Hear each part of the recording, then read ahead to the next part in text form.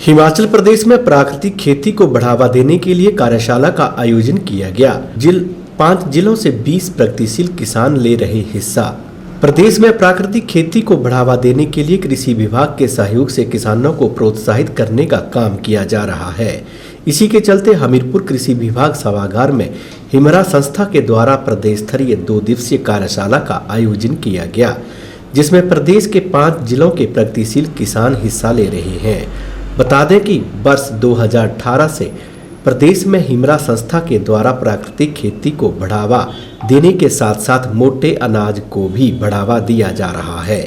इस अवसर पर हिमरा संस्था के तकनीकी सलाहकार डॉक्टर सुभाष शर्मा के अलावा हिमरा संस्था के राज्य समन्वयक अनूप कुमार और 5 जिलों के 20 किसान मौजूद रहे। तकनीकी सलाहकार डॉक्टर सुभाष शर्मा ने बताया कि 2 दिवसीय कार्यशाला में प्रदेश भर से आए हुए प्रगतिशील किसानों को प्रशिक्षण दिया जा रहा है ताकि प्राकृतिक खेती को बढ़ावा दिया जा सके।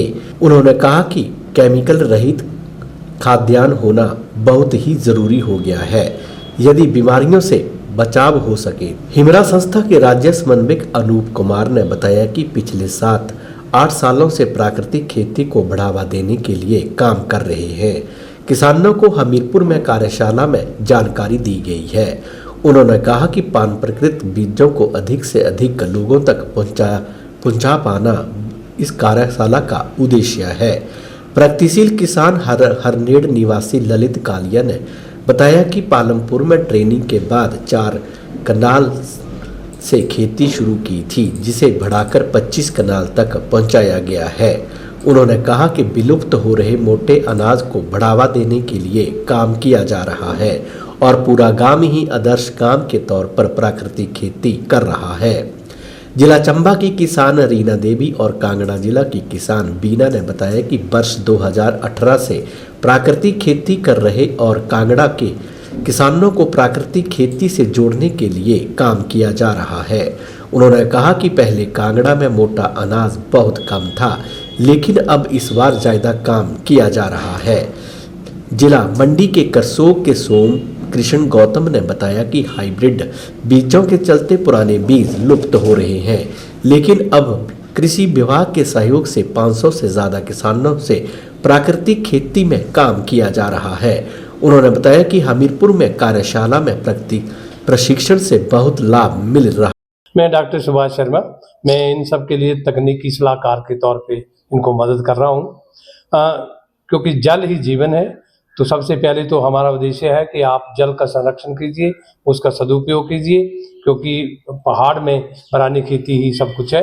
और इसके लिए जितनी हमारी परंपरागत जो बीज हैं, फसलें हैं, उनको बचाना, उनको बढ़ावा देने के लिए बीज का बहुत ज़रूरी है। और जो केमिकल रहित जो हमारे खाद्यान्न हैं वो होने बहुत ज़रूरी है, क्योंकि आजकल रसायन युक्त खाद्यों से बहुत ज़्यादा बीमारियां फैल रही हैं।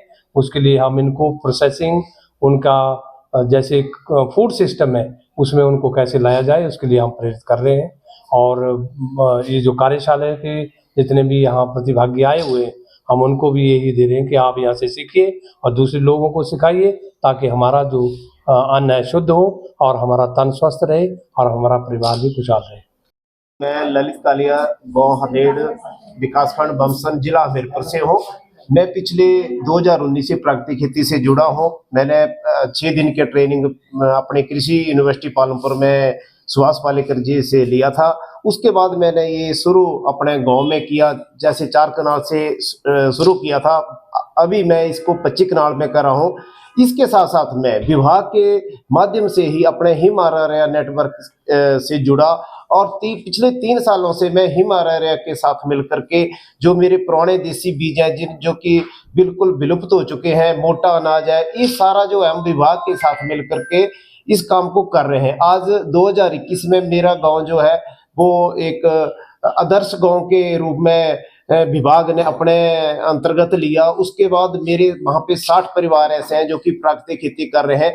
और जो हमारे दूसरे किसान हैं जिनको कि जैसे हमने अपने खेतों में देसी बीज लगाए हैं, हम उन किसानों को भी देसी बीज उनके खेतों में लगवा रहे हैं। साथ में उनको थोड़ा सा ये बता रहे हैं कि जैसे हाइब्रिड जो बीज है और देसी बीज जो है उसके मतलब सेवन करने से, उसको खाने से कितना फर्क पड़ता है हमारी सेहत के ऊपर पे।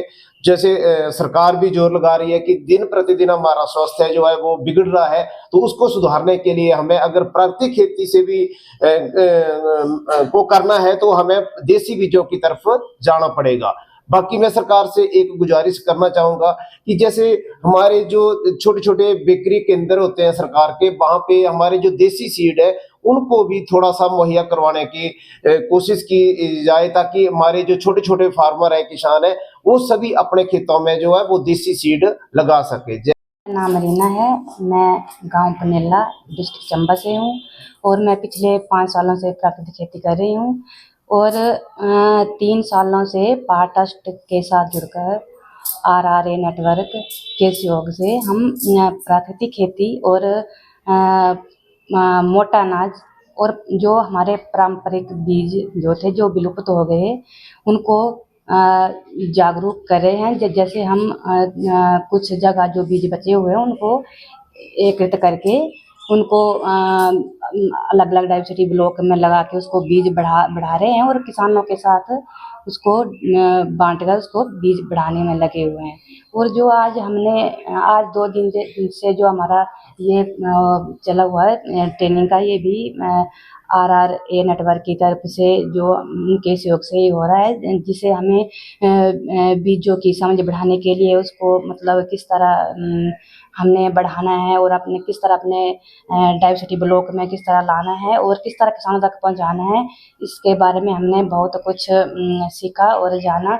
और उसी तरह हम अपने किसानों के साथ भी करेंगे और कर रहे हैं। मैं अपने मतलब 300 किसानों के साथ काम कर रही हूँ इन मुद्दों पे।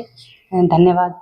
नमस्कार, मेरा नाम सोमकृष्ण गौतम, मैं जिला मंडी के करसोग से हूँ और FPC करसोग का बोर्ड ऑफ डायरेक्टर्स हूँ। जैसे 2006 से ग्रैंड रेवोल्यूशन हिमाचल में आया तो हम उस समय की परिस्थिति जो थी वो हमारा था पैदावार को बढ़ाना, लेकिन पैदावार बढ़ाने के लिए हमें जो हाइब्रिड बीज का उपयोग किया गया उसमें हमारे जो देसी बीज थे वो बिल्कुल विलुप्त हो गए हैं और समाप्त हो गए हैं।